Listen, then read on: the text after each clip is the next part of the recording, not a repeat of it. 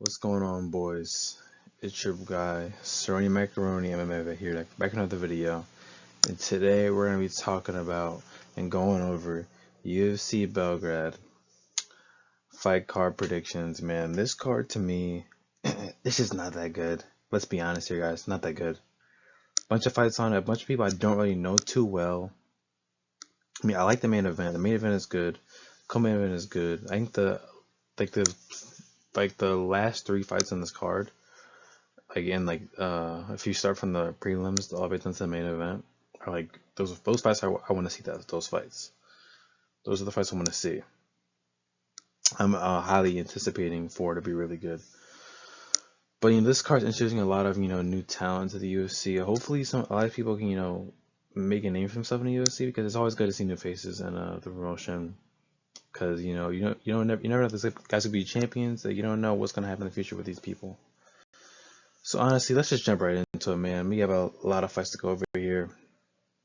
And with the first fight we have here, it's going to be Marina Spasic versus Stephanie Luciano. I feel like this is straightforward. I've been watching film on some of these people. I've not watched film on everybody on here, but I have a kind of a good sense of like what they're good at and what they're not good at in some ways. But I'll say it straight out, Marina Spasic is not a good grappler. She is a horrible takedown defense. She lacks top control against high level opponents who are pretty good on the grappling skills. I mean, she's able to take down people, but she needs to do a better job at setting up those takedowns in fights. And Stephanie Luciano is the complete opposite. She's a really good grappler, and I just feel like this fight's gonna be really one sided because when Luciano takes Spasic down, because we know Spasic is gonna get taken down in this fight because her takedown is weak, she's not gonna be able to defend herself against Luciano. I mean, she's a really good grappler. She doesn't really have that many finishes in her career, but we've seen her in fights in the past, and we've seen what she can do. So we are not new to her ability on the ground. So I will just take Stephanie Luciano here, man. I just feel like she's gonna really just get this easy win. I mean, I would hope that Irina Spasic can do more, but it's just not looking good, man. For her in this fight, and the odds are against her for sure. But so let's move on to the next matchup here. Two bigger guys in the heavyweight division, Jovan Leka and Alexander Popek. These two guys making a debut in the UFC heavyweight division. I mean, I am interested to see uh, what's going to happen in this fight. I'm not totally sure. I do think that, we can go over each of them. Popich is I would say that he's not a bad striker. He's pretty comfortable on the feet. He does have a good amount of explosiveness in his shots he throws. I've seen some of his fights. He does a lot of good calf kicks, which are pretty powerful. They kind of stun his opponents, damage their legs up a lot. It's for him to able to take someone down, or maybe you can just drop them. It's gonna be hard for him to get back up. I do think just like with Marina Spasic, Poppich, the head movement is not that good, so he doesn't need to improve on that because if your head movement is not good in a fight, you're not gonna end up taking a lot of shots to the face, and you don't want that. He does not have the best footwork either, but I would say that his grappling ability isn't bad either. He pressures his opponents a lot in his fights with his grappling ability. He does mix in takedowns here and there, like single legs, likes to body lock you, trip you down, knock you down, whatever. He's very comfortable on top of people when he gets them down and takes their back, takes control of them in fights. So I would say on Pavlovic's side, he has a lot of good qualities, some, bad qualities, but overall this matchup is pretty good for him. But on Jovan Leka's side here, right? Jovan Leka, I would say he's a very patient fighter. His best attribute in his fighting style, I would say, is his boxing. His boxing is pretty good. He also has some interesting kicks as well. This kicking is same as Poppage. He would damage your legs up pretty badly. He's pretty good working the body, jabs, likes to pressure his opponents as well. On the ground game, I feel like he doesn't really want to disengage when he needs to, and he kind of allows his opponents to get comfortable and able to reverse the takedowns, or able to reverse the control and get his back taken, which is not great. But I will say, when he does clinch up with somebody, he's pretty comfortable. He knows what he's doing. And then he knows that once he gets something, he just pressure them and be able to finish him on the ground if he needs to. But this fight, I'm gonna take Popic. I feel like he has the more experience. I feel like he's the more complete fighter than Leka. So I'll take Alexander Popic here. Both guys making their debut. This fight could be exciting. You never know. Heavyweight fights are usually so they're hit and miss, 50-50. They're either blobby fights, just hugging each other, or it's like a war. But anyways, I'll take Alexander Popic here to win this fight. Next up, we have Nina Milicevic versus Haley Cohen. Now, I'm not gonna lie, bro. This fight is so one-sided, bro. So one-sided. Haley Cohen, to me, is one of the worst women's fighters. I mean, you can even say women's bantamweight fighters, but specifically worst women's fighters in the UFC currently. She's on a 3-fight losing streak, bro. She has not looked good in her fights. I mean, her last fight she got finished by Alice Pereira, who's still new to the UFC, bro. She's still fitting in. But Alice Pereira's also upcoming prospect is pretty good. So that's one thing. But still, she's getting finished badly by people she should be, doing well against. And the comp she's getting it's not bad, but she needs to do better. Really. Her ground game is not great. Her striking is meh. Does not have a good qualities enough to beat Nina Milicevic in this fight. But Nina Milicevic is she's a very aggressive striker, but she's gonna pressure Haley Cohen, just corner her, and end up knocking her. She's a really good power.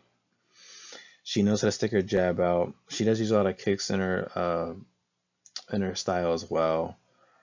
I mean, I've seen in a lot of her fights where her strikes really lead her to get the knockdown she needs and into takedowns too.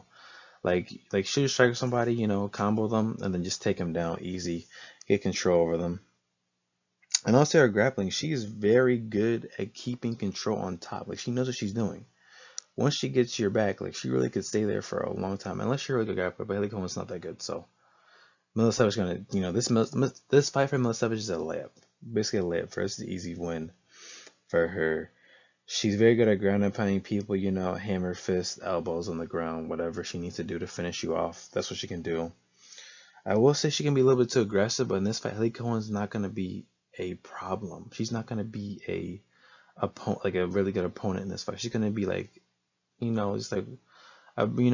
it's your debut fight where they give you it's basically kind of like a gimme fight, gimme this person, I'll beat them, and we'll move on to higher competition as we go on the UFC career.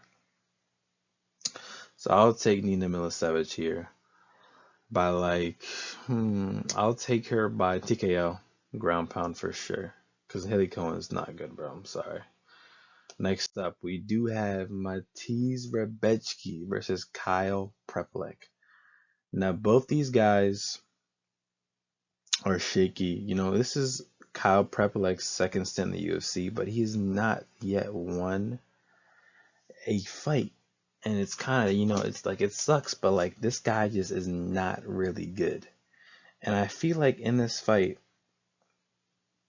he's just not going to do well against Matiz Rebecki, who is also on a losing streak. But, in the last fight with Grant Dawson, he really, he was doing a pretty good job against Grant Dawson for a good while. But then he kind of just really let himself go. He kind of his fight IQ in that fight was just not great. He let Grant Dawson take his back, end up slipping onto him and just cementing him. And we know Grant Dawson's a good grappler. We know what he does on the ground. So that was not a smart option for him. But Rebecki is an explosive striker. In this fight, Kyle Prepelec's he's chinny, brother. It's over for this dude. And then the pressure he puts on, probably like Rebecca could just like slam this guy on the ground, take him down, and just end up punching him, ground and pounding him. Like I feel like in this fight he's more physical strength than Prepolek. He's southpaw too. He's a high paced guy, always applying forward pressure on you, trying to get you to where he wants you to get the finish. So I'll say Matisse Rebecki by like knockout round 1. This is the easy fight for Rebecki for sure, bro.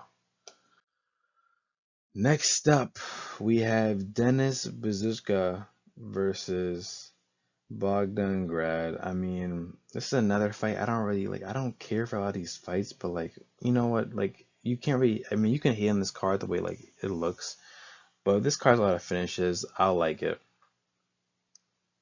I think it's pretty good. But with Bezushka, I would say he's kind of like Verbitsky in a way. Like he applies a lot of pressure in his fights. He's a high-paced fighter, aggressive striker. He's a good boxing background, I would say, and he can be a little bit flashy. Like he's done some spinning elbows in his fights before. He is not a bad like. I would say when it comes to him on the ground game, he's pretty good at stuffing takedowns. So I would say it'd be pretty difficult for like a guy like Bogdan Grad to really get a hold on him and take him down. But I will say Bogdan Grad on his side, he is really good with transitioning to the grappling. He applies a lot of dangerous submissions, like he's triangle chokes, like he's really good at that. I would say he could take down Denis Bezushka. But like at the same time, Bezushka, like I just don't think that he's gonna be able to stuff Bogdan. Like he's not be able to stuff Bogdan Grass takedown. So this guy is really like this. This is what he's about. His ground game is really good, and I like it a lot. And I do think that like he's an explosive guy too. He could throw some knees in this fight, heavy punches. Like I feel like he's a heavy, stronger puncher than Bezushka is. I'll stick Bogdan Grad here. I mean, I think it's gonna be won by submission, but like probably a round 2 submission. Like this fight could go either way to me, but like I'll take Grad for sure by submission because I think he's the better grappler and he can definitely get a hold of Bezushka and just take him down, control him for the fight, really. So we'll take Bogdan Grad here. Next up, we have Borislav Nikolic versus Mark Volognin. Now, Borislav Nikolic, I don't know too much about him because I've like I said, I haven't studied too much. Like I haven't studied a lot or everybody on this card, so I'm not totally sure. But I have a little bit on him here. Like I would say he's a dangerous striker on the feet. He has a lot of power. I watched like a couple of clips of him before on like I think it was like Instagram, Twitter, something like that. When like look like one of those fight pages trying to introduce fighters or debuting in the UFC like that, and he has power for sure in his hands. He has a lot of power, and he's another guy who like pressures his opponents. Has 18 fights in his career. That's a good amount. So he has experience. Making his debut in the UFC. He's pretty good with his footwork. He has nice calf kicks. I've seen in some of his fights, but I would say he lacks striking defense. He has to keep his hands low, which is that's not a good sign.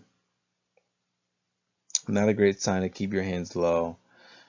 And I would say he doesn't do well against pressure, like pressure back on him. And I will say that's not great. With his grappling ability, I would say he's, another guy comfortable, getting on top in the position. He, good reversals on, when he gets taken, like he can reverse it pretty well. He knows what he's doing. I will say he needs to work on his takedown defense. And which is like it's always good to have good takedown defense because like when you verse people in any division, they're gonna be a good amount of guys who like to take you down and get a hold of you, take your back, and look for submission. So you always want to go to takedown defense. But I do think Nicholas is lacking in that. But Vlognin in this fight, this guy is really quick, explosive, quick guy, small. He's 5'3", by the way, bantamweight, 5'3". He does have the reach disadvantage in this fight, but like I feel like he's very good. Like if you're a short, stocky guy with explosive power in any division, you need to be able to close distance, and he's really good on doing that. That's what he's built his whole fighting style around, closing distance in fights. He's a good counter striker as well, and I would say that he's pretty good in the pocket, lands good shots in the pocket. So I think I would take Mark Volognin. I do think he is the better fighter. He has experience. Nick Kolic is good, but this will be a learning lesson from because he's weak takedown defense, and Volognin definitely can take this guy down. But at the same time, like he gets really gonna strike with him, and Nick Kolic keeps his hands low, and Volognin's gonna capitalize on that and end up closing distance and knocking him down. So I'll take Volognin by finish for sure. Next up we have next up we have Oban Elliott versus Michael Oliveira. This fight, I do like this fight. It's sad to see this because I like both these guys. I've been seeing a lot of like Michael Oliveira clips in the regional season and all that. I like him. I like Oban Elliott, but like Oban Elliott's on a losing streak, bro. And oh man, like it sucks to see some of these guys go against prospects. But let's start Oban Elliott. Oban Elliott is he's like a wrestling boxer. He does like to let's start with his grappling ability. He's pretty good at finding someone's back and taking it. Good, like he's a nice ground game. He relies on, like, he has a wrestling background. He relies on his wrestling fundamentals and to dictate fights. And he's pretty good at finding weaknesses in fighters on the ground. And when he does it, capitalize on it, he just takes them down and ends up controlling them. That's what he does in his fights. That's what I've seen. If we're going off like Cage Warriors, we could do that, but I don't really go off his UFC film from what I've seen, because the UFC film, like, he hasn't looked the best. But if you want to go UFC film, he has shown like his wrestling for sure, but his striking, he's another guy who's pretty good at closing distance. I forgot if he's the smaller guy in this fight. I think he is, but I'm not totally sure. But he has heavy punches for sure. He likes doing a lot of grappling exchanges as well, which would be pretty good. Like I think, like a guy like this, I feel like Mike Oliveira is dangerous. I will say Michael Oliveira is dangerous, bro, on the feet. And Obama has to watch out for that because this guy is a beast, bro. I think he's like 9 wins, 8 of them are finishes, bro. And this dude's KO power is insane, bro. I'm not gonna lie, rest in peace, Oban Elliott, bro. But brother, you are going to get finished in round 1, bro. I have some bad news. You're gonna get finished in round 1, bro. Like I like Oban Elliott, bro, but like you're just not looking good for you, man. It's not. We're gonna finish the round 1 by Michael Alvarez, upcoming prospect out of Brazil. I like this guy a lot. He has the power to knock people out, bro. That's all I gotta say. He can stay on the feet. This fight's probably gonna stay on the feet. Oban could take him down, but like it happened there, like early. Oban can stand up against people if he needs to, but Michael Oliveira is gonna take this win by like knockout in round 1. Honestly, man, this is a tough one for my guy Oban Elliott. But anyways, we can move on to the next fight here, that being Ludwig Klein versus Tofik Musayev. Let's start with Musayev here. I would say a guy like Musayev, he has the grappling ability, he has the wrestling ability, right? He's a very aggressive, uh, you know, guy on the ground. He applies a lot of pressure on the ground. Like once the fight goes to the ground, he's going to pressure as much. He's going to try to find as much submissions as he can. He's going to try to, really move you around, test your cardio, see if you can last long on the ground. If not, unless you gas out, it's over for you. Gas out against this guy's over for you. That's all I gotta say. All I gotta say. He's really good at like transitioning to like he's tripping guys over and then even doing like double leg takedowns. I've seen in some of his fights. And I would say on the ground, he has a Taekwondo background, kind of like he has Taekwondo. He's done like karate stuff like that. You can see it in his fights. He possesses a lot of high, like in his career, most of his wins have come by, like, he's a high finish rate, bro. A very high finish rate for sure. I do think, I'm not gonna lie, I do think this fight can go either way. I do want to see Ludwig Klein get this win, but Musayev has a bunch of fight KO wins. He only has a couple fights in the, like, it's like his third fight in the UFC. And his last fight did beat Ignacio Bahamondes. He's fought in Bellator, but he's a Rising guy. He's fought in Rising. And the crazy thing, he actually did. If you don't know who this guy is, but I remember it. I've watched one of his fights before. He fought not Patricio Pitbull, but he fought his brother Patricky Pitbull, who's kind of similar like him.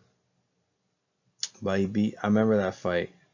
But I've seen a lot of his knockout wins on the regional scene and in Reason, bro. Like, this guy is legit. He's a good fighter. He knows he's doing on the feet. But his grappling ability is really the dangerous part about him. And I will say, Ludwig Klein is still a really good fighter. He has a kickboxing background, first of all.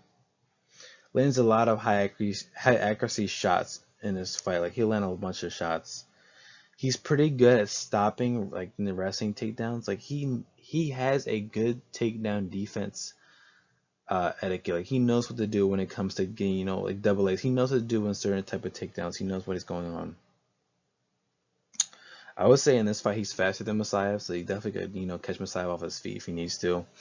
He's a guy who applies pressure on the ground, just like Musayev applies pressure on the ground. Klein applies pressure on the feet. For sure, he pushes forward always, mixes punches all around, whether it's your head, body. Like, he's good at comboing people and applying shots where they need to be. And I'm going to take Ludwig Klein by decision. It's going to be this probably will be the most entertaining fight in the prelims. I won't even lie. A very good fight here. I like this fight a lot. And I will take Ludwig Klein by, let's say, decision. Yeah, probably not gonna be a finish, but very close fight for sure. Next up, we have two guys making their UFC debut here. We have Milos Janicic versus Noah Gugnan. Now let's start with Janicic here. I feel like he's a dangerous striker. He has a lot of power to stun his opponents on the feet. Good jabs, good athlete overall. He always looks for finishes on the feet as well. Always looks for finishes, no matter what. His striking is a little bit better than his grappling, but when we get to his grappling ability, he is really good at scrambling around people. He's like, that's one thing he's really good at. This guy has 22 career fights. He has a lot of experience and stuff like this. He's good at defending takedowns. He knows how to reverse people. Good ground and pounds. Like, once he gets you on the ground and takes control, he definitely knows. Like, he's pretty good at ground and pounding people and getting finishes like that. He also looking for finish, like I said. So whether the fight's on the feet, on the ground, doesn't matter. He's always looking for a finish, regardless of what it is.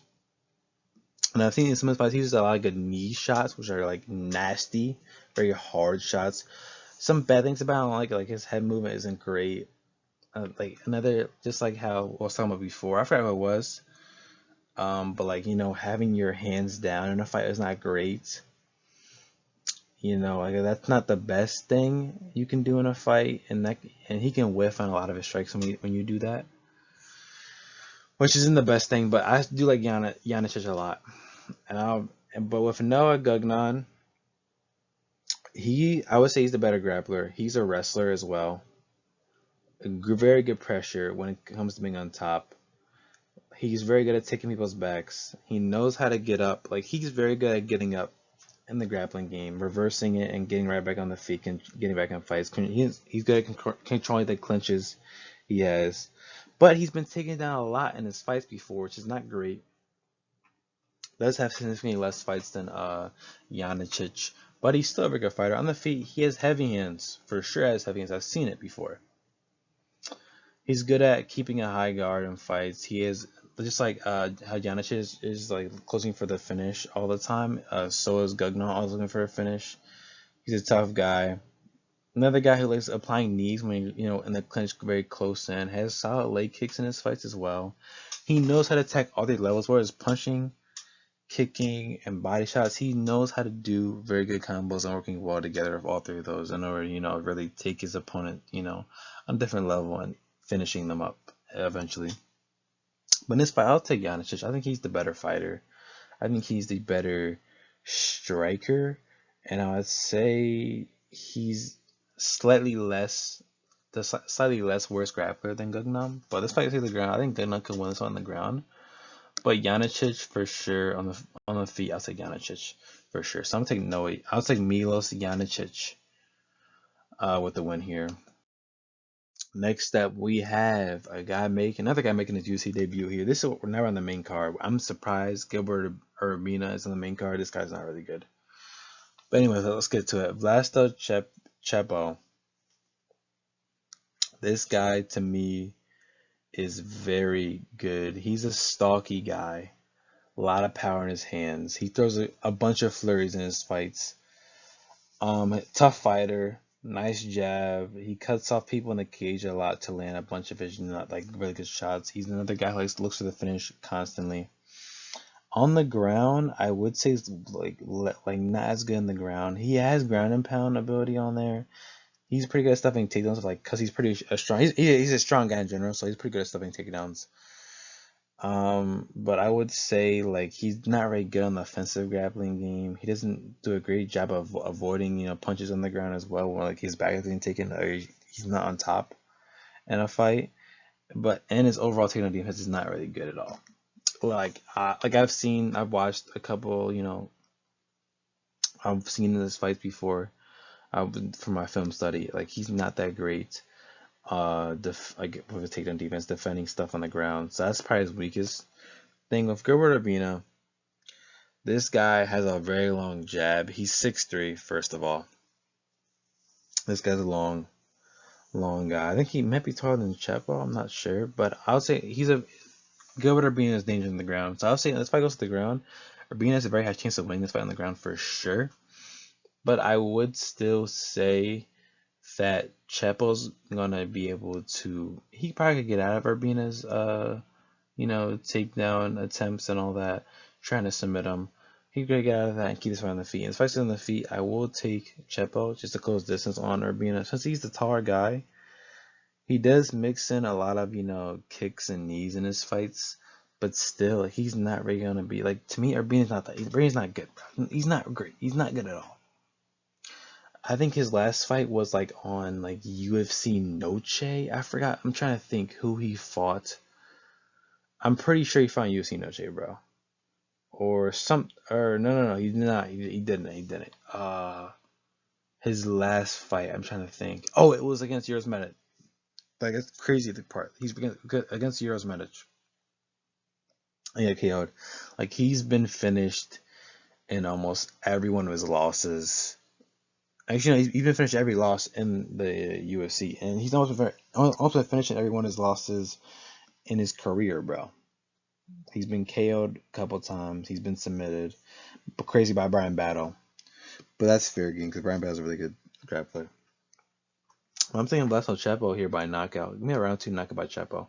If he can keep this fight on the feet, and if he goes down by a round and it goes to round 2, Chepo can still close this and get a knockdown on Urbina and end up finishing, or can take him down and ground and pound like he does in the other fights I've seen before.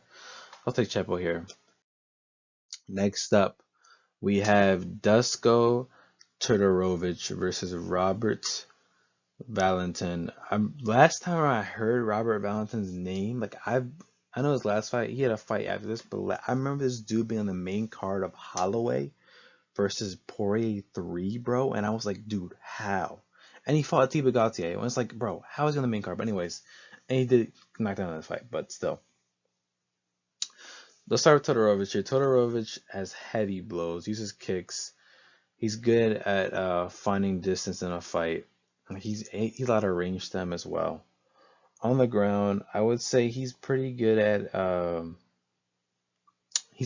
applying early pressure in his fights. So try to lower it and take it down a notch, but he applies early pressure in his fights, and then he eventually ends up slowing it down and kind of going the pace, taking the fight in his own pace.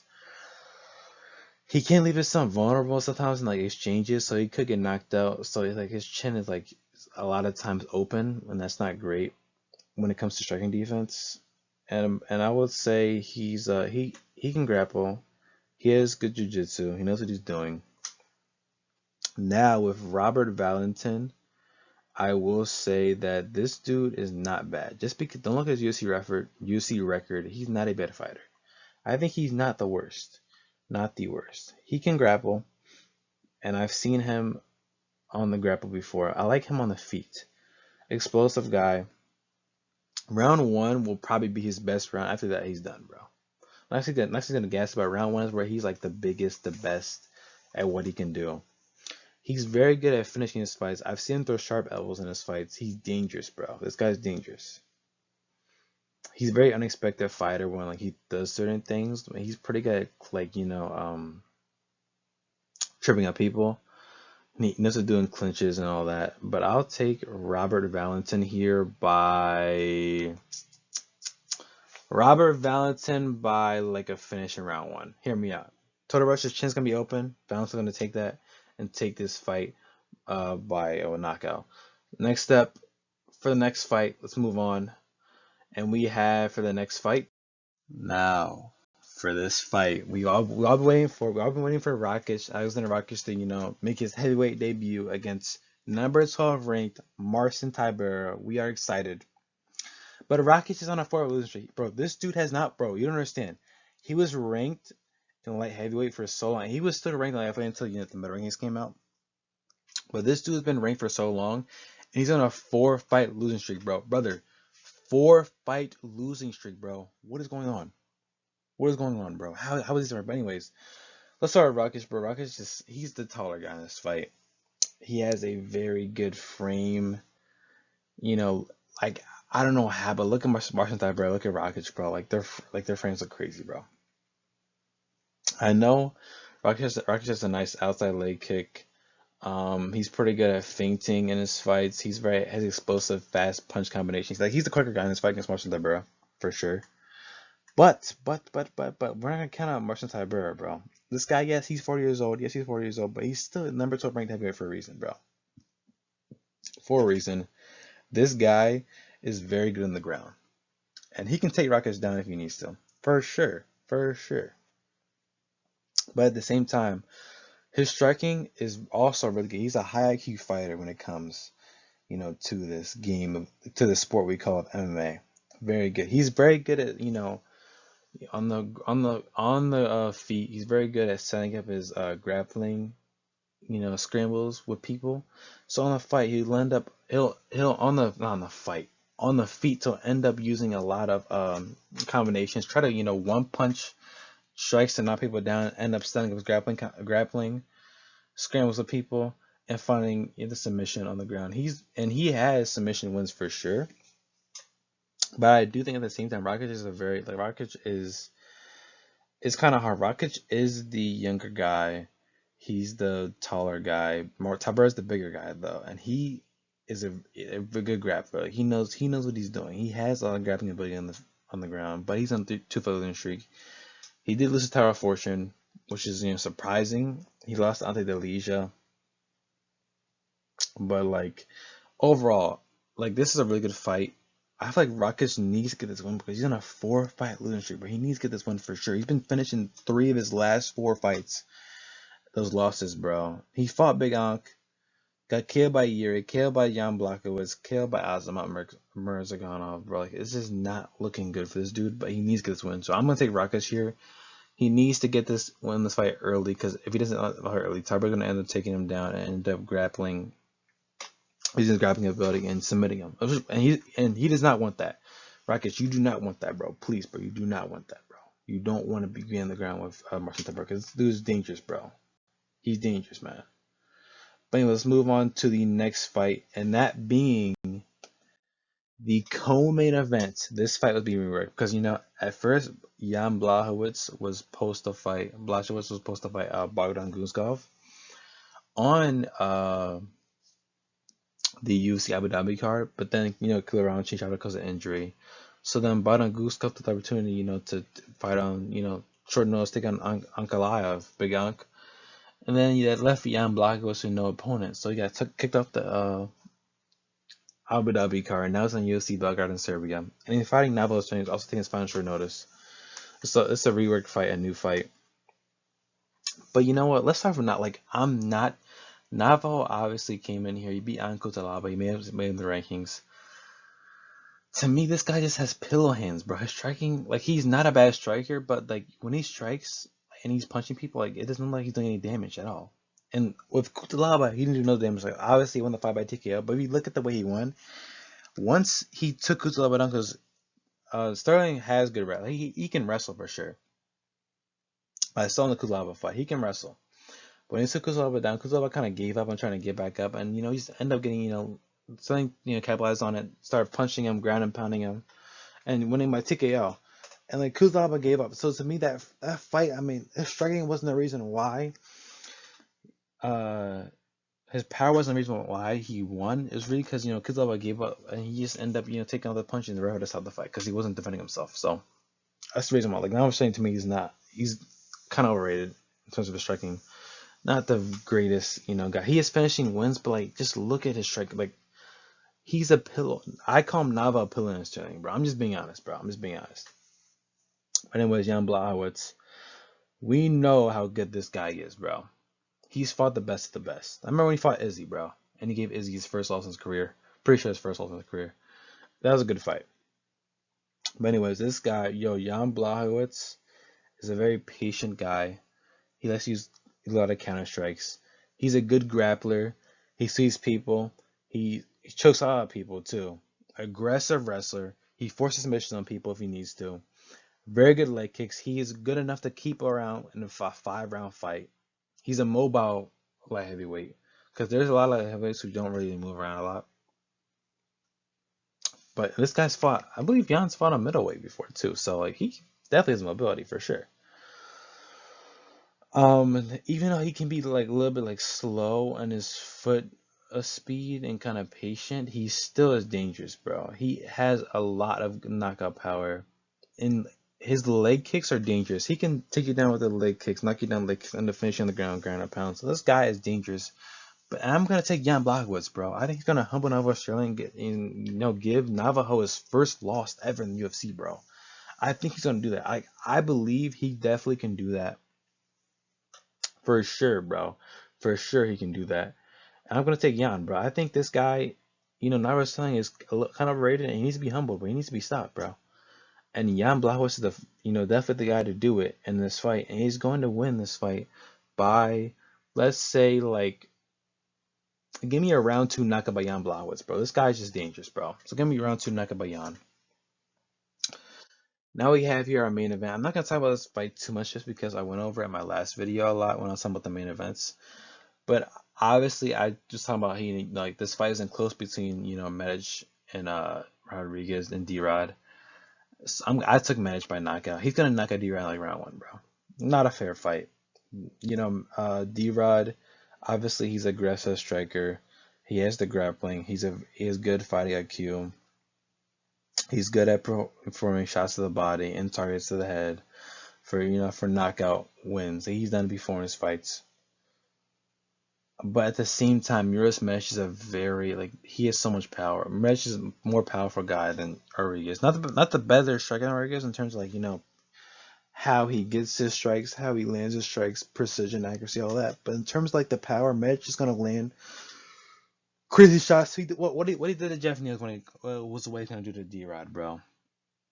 I've seen his elbows. Like, this guy's nasty, bro. He's a nasty fighter. And it's like, I don't need to stay on this fight too long because I went over already. And this fight is pretty, self-explanatory.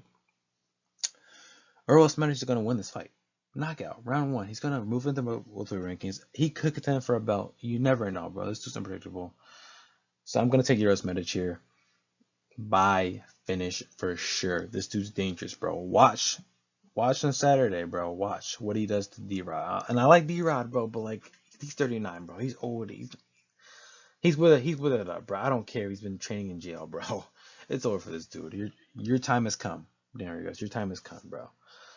But I'm gonna take Uros Medic here by round 1 knockout.